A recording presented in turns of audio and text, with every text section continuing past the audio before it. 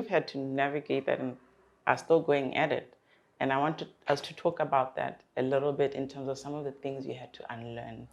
And I want to tell you, unlearning is such a oversimplified expression for something that's otherwise so difficult to do, because some of these things are ingrained in our DNA. Yeah. They are subconscious. They are habitual, and dare I say, it's like a reflex action. You don't sometimes realize that you have a scarcity mindset, and that's because it's a generational teaching. You know, to say, yo, if it's there, bury it under your mattress or whatever, or yo, Wanake, I don't have. Listen, you know, you find that you say that to, I've got children, I don't know if you do, but I realize I sometimes say a lot of the things where immediately after I've said it, I realize, oh no, that was said to me. I'm just regurgitating something out of instinct and habit. So to conscientize those things, it's not that easy. It's not. You know, and I think it'll be false of us to, you know, to sit here and say, no, just unlearn this, unlearn that, pick up this book and whatever, then you'll suddenly be fine. And it's not the case, you know. It's a constant rewiring that happens. Yeah.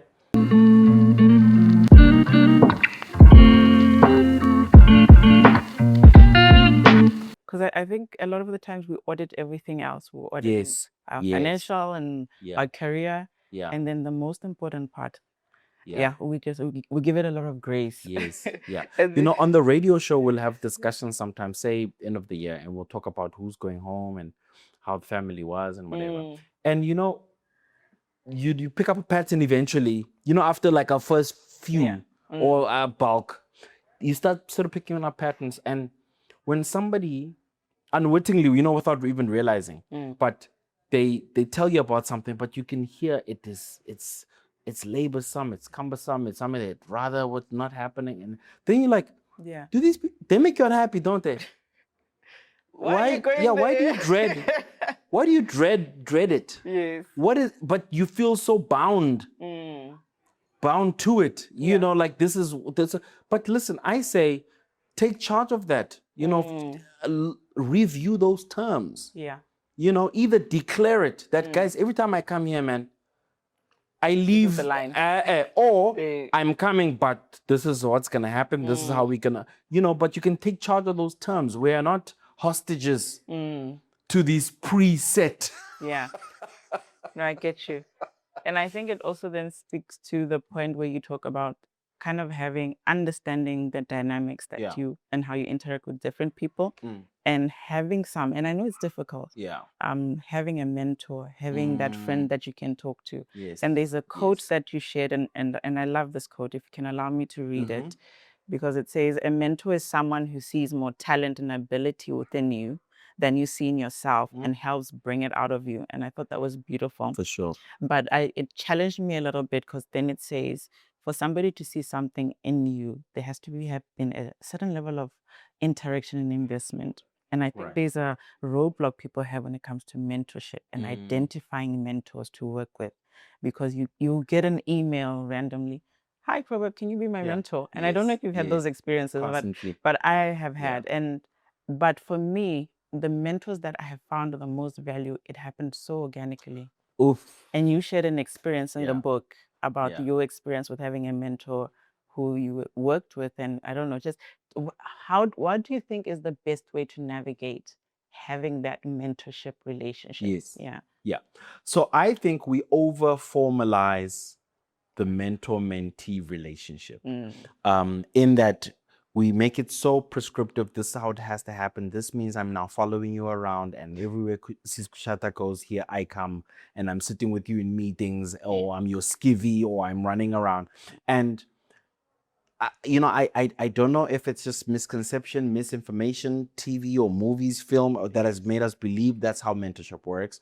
But in my mind, what's critical is how organic it is. One, because I think the authenticity of it is kind of born from having a natural connection. Now, how you establish that 100%, there I think you can be intentional about who you expose yourself to, who you're networking with, whose ecosystem or environment that you're a part of. And I think that's a process that should happen naturally. As soon as it has to be a pre-discussion, then I think it starts being, pretentious a little bit, like, you know what I mean? I now assume I'm some kind of guru and I must share wisdom with somebody, or someone else gets this superiority complex because now you referring to them as your, everyone for me who is my mentor. I don't think they know they are. Exactly. It just happens to be wise folk that I interact with. I never let them know that I place them and I come to them for my source of. And sometimes it looks like us just having coffee, catching up, and we don't have to touch on work ever. We don't have to touch on anything in particular, no agenda. It's just us catching up. But in the doing so, I'm able to There's an then exchange that's going there. absolutely, but apply this and say, you've helped me resolve something in my mind that I was conflicted about without realizing it, just because you and I were playing golf. But there's a thing you said, there's an interaction, or there's a metaphor that you made that I was able to, fit into this. And I feel like that happens. And I think it's both ways. We're ideal, but I also feel like, where opportune, we should be open to engaging with others, because we can all learn from each other. It's a constant exchange. And I think to learn something, or pick something up, or some kind of wisdom along the way, and then to not share it, there is a little bit of selfishness that's with that. But yes, I never know what to do with the direct please be my mentor. And not I'm like, to what does say that they mean? don't work. There is a space for it. I love that they set up mentorship programs, because I think in some spaces they are very important. But also for sure. leaving room for the ones that happen organically. Listen, I would rather, just come in with a question, or let's have a discussion, or a comment, or whatever. Then we kind of engage. Then the same thing is achieved, as opposed to, you're not my mentor. Monday we meeting 9:00, and so should I prep something, or and I don't put that pressure on somebody else either. Yes, and I love that you touch on something that I think people neglect, because I think you mentioned that there's always an exchange. As much as this person has expertise in one area, whether it's financial, there's something that they learn from you. I think you need to honor that relationship, knowing that I'm benefiting something. And I think it's a conversation that I had with a friend, and that sometimes you give your time, and then that person does not honor it. So when you give them time, maybe they're late, or they're. So I think just the constant reminder for me is always honor then those spaces. That's reciprocal at all times. Yes. And then let's talk about then financial health, because a lot of people struggle with that one. And I think it's partly the way we are raised. And we're having a discussion as I was doing my makeup, and we're talking about poverty consciousness, and we don't interrogate that, because there's things that we're taught growing up. Money doesn't grow on trees. You must say, where do you think the money comes from? And you grow up repeating these concepts within your mind, and we don't realize how much they impact us. And then there's a point where you realize, oh, I just got to 40 and I've got nothing. And you kind of need to then unlearn a lot of the things that you've learned. And that's a lot of work that you need to do. And we don't realize the work we need to put in. And you talk a lot about that in terms of finding then spaces, whether it's a little course or a financial thing. And for you, you've had to navigate that and are still going at it. And I want us to talk about that a little bit in terms of some of the things you had to unlearn. And I want to tell you, unlearning is such a oversimplified expression for something that's otherwise so difficult to do, because some of these things are ingrained in our DNA. They are subconscious they are habitual, and dare I say, it's like a reflex action. You don't sometimes realize that you have a scarcity mindset, and that's because it's a generational teaching. To say, yo, if it's there, bury it under your mattress or whatever, or yo, I don't have. Listen, that's you find that you say that too. I've got children. I don't know if you do, but I realize I sometimes say a lot of the things where immediately after I've said it, I realize, oh no, that was said to me. I'm just regurgitating something out of instinct and habit. So to conscientize those things, it's not that easy. It's not. And I think it'll be false of us to sit and say, no, just unlearn this, unlearn that, pick up this book and whatever, then you'll suddenly be fine. And it's not the case. It's a constant rewiring that happens. Because it's like a slinky. Even if you learn something new, sometimes the old will just take its old form again. And yes, you read, the alternate thinkings. So for me, because I know myself and how hardwired some of these things are, I therefore then rely on the expertise of those who have mastered different. So for instance, my financial advisor, Mr. Terence Tobin, who I love dearly, we fight all the time. And at the core of it, it's because it's the old habits that are fighting with what's evidently like my guy. He'll prove and he'll pull out the numbers and look and look and look. But I'm like, but yeah, right, but this is what I know. I want to go on holiday now. That, the immediate pleasure seems, look, my kids are crying. We've all, no, but, and that constant struggle. But I've empowered him to be able to override me because I understand the power struggle your weaknesses here. And Yes, I understand the power struggle, and I realize that I may be thinking here short term, immediate, small, thinking from a scarcity mindset or whatever the case may be, and that may inform or dilute my decisions. And I know you're coming from somebody who's walked that path, has solidified and has really dedicated their lives to that. You're coming from that perspective, so I allow that collision to happen. But he's been given 51% decision making power and can override mine. So that's kind of how I approach finances. But having said that, I am sort of given some graces and some liberties, which I think is very important as well. The anecdote that I speak of commonly is about my mom wanting a particular car. And she kept saying, when I retire, when I retire, when I retire. And then the year she retired, she passed on before she got it.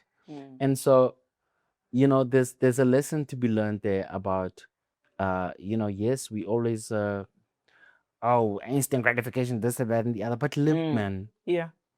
Let's live as well, sis Kush, Think for the future by all means, but we also here now. And you can't sort of mise and make yourself miserable all in the name of this long-term fictitious goal, because what if you never get to it?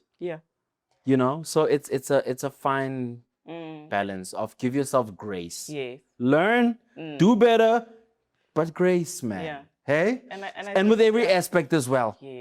It's like, listen, you and I can go do a gym session and this and that, but if we want carrot cake in the afternoon, have the carrot cake. Live a little. And I love that you set up a system of reward. Yes. And then I Oh, think yes. it comes into knowing yourself. I enjoy this. Yeah. This is non-negotiable. Yes. But then having boundaries in the way that you Absolutely. enjoy it. Absolutely. Yeah. And put safeguards in place. Yes. Where if when your weaknesses take over, Yes. you know, the security system is there. Yes. So how do you impart then this? Because you're learning as you go and Yeah. you're catching yourself, and then Yes. you've got kids. Yes. And what are the things that you do to Yeah. teach them some of these new ways that you're, For sure. especially when it comes to money? For me, it's being frank, being honest. You know, when we are cooking, Yeah.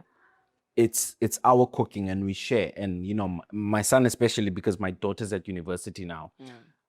No, he knows. I will declare up front, and I say, my boy, our birthdays, he and I, are in April. I want you to know I've been cooking. I was in Botswana. I was in this and that and that and that and that. So, you know what I mean? Me and you. But when it's the winter season, a little quiet season, I'm also frank and honest. So all right, look, my boy, this is what's going to happen. This is how we're going to do. And I say to my daughter as well, whatever. Or when there's like a bigger thing that takes precedence over whatever, you know. So for me, it's playing open cards. It's not making, you know, finances this taboo, untouched area, which I think we grew up, you know, not. You don't talk about money. No, that line of conversation, that door was never quite open. So for me, I keep it open. And mind you, it's not just about finances. Just the general open door policy on everything. Yeah. You know, when there are blunders and squanders and mistakes and all that, I think it's important to speak of those freely. One, because I empower them to be able to speak to me about their own challenges and blunders and struggles. Yeah. But also when there are high successes, wins, equally share those and just have kind of frank, open conversation. That's how I believe I'm empowering them. Yeah. You know, and I try not to sell this superhero complex. Where in their eyes you get everything right, you only do right, you know best. You know, so you know when I'm wrong, I'd apologize or whatever. I'd hear their perspectives, I consider what they have to say and all that, and I try and level the playing field while remaining the guiding light. But you know, try and create an environment where all our views are valued. I love that. And I don't want to talk about all the things because we still want people to read the book. Oh, yes, of course. But there is one that I want to mention because it's something that I started practicing recently. And for me, it was about unlearning some of the things that I'd been taught. Right. And it's mantras. And you talk about this in the book. Because I think writing, and for me, it's a form of coding. Yeah. For lack of a better word. Yes. And remembering and instilling something. Yeah. And then using those mantras and that repetition, because you learn through repetition. Yes. So there was a lot of things repeated as you grew up. Yeah. That whether it's the money doesn't go on trees. Yes. So what's your new mantra now? Yeah. Money doesn't. No. Yeah. So those are as per the circumstance. Yeah. Please, can I tell you a story about my relationship with Botswana? Mm-hmm. You know, it's so interesting to me. So, on one of the occasions that I came to Botswana, what was the particular circumstance? But there was a time where I lost my passport in the bus on the way to boarding the flight. Mm-hmm. So my passport must have fallen. So by the time I landed here, I didn't have my passport. And I was therefore not allowed into the country. Yeah. And I remember I had to stay at the airport until back end of the day, because then when it was finally picked up, it had made its way to PE. And so I had to then wait for... So it's in South Africa? It's in South Africa. Yeah.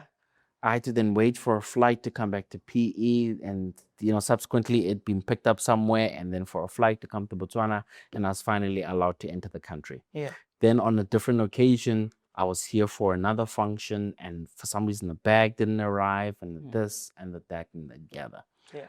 On this particular, my most recent visit, I had to be up at 3 a.m. I'm now reading on the WhatsApp messages, you know, everybody's going frantic. There's an outage in the area. And so I've got a backup water system, which then means my water is now not working because there's no power. It's completely dark. I'm unable to pack and all that. And I remember taking a moment to say, no, because my first instinct was, man, every time I go to Botswana, something is up. Something is... But I remember immediately when that happened, I said, don't entertain that thought. The devil is a liar. It isn't. This is going to go well. Everything is going to go fantastic and whatever. And so there was an immediate reframing of mindset, you know. So I share that anecdote to say this, that yes, there are sort of standard mantras that you kind of live by, that, you know, you use as guiding lights. But I also find that a consciousness to reframe any situation at any point is something that's powerful. So sometimes, you know, you're just of low energy, you're just kind of, you know, grumpy, moody, and yeah, it may not like stem to anything in particular. But I find that in that moment, especially when you're aware of it, you have the power to take charge of that and to say, no, it doesn't have to be like that. I'm gonna go have a fantastic conversation with Sis Kushata. Our podcast is gonna do well. It's gonna resonate. It's gonna touch somebody. You know, it's gonna flourish. It's gonna grow. It's gonna be a success. It's gonna be a revisit and this and that. And you almost are commanding what that path is gonna go like. And that reframing for me is what's more important than what it is you actually say to yourself. It's a reframing, because I think what you say honestly is just the articulation of the what intention. So it almost kind of, you need to check yourself constantly. You do. What am I running in my mind? Is it me, or is it's something that I've been taught and continue to go with? And then that moment of observation, say, no, I can change that. And you know what, the power for me lies in the immediate identification. You know, if you know, it's almost like even when we interact, as soon as we're done here, we wrap and we say, cut, okay, cool, off you go. But then you find yourself thinking, man, that guy. That immediate interrogation is where the power lies. Because then you now take command of that interaction, of your framing of it, of your thinking of it, the attitude towards it.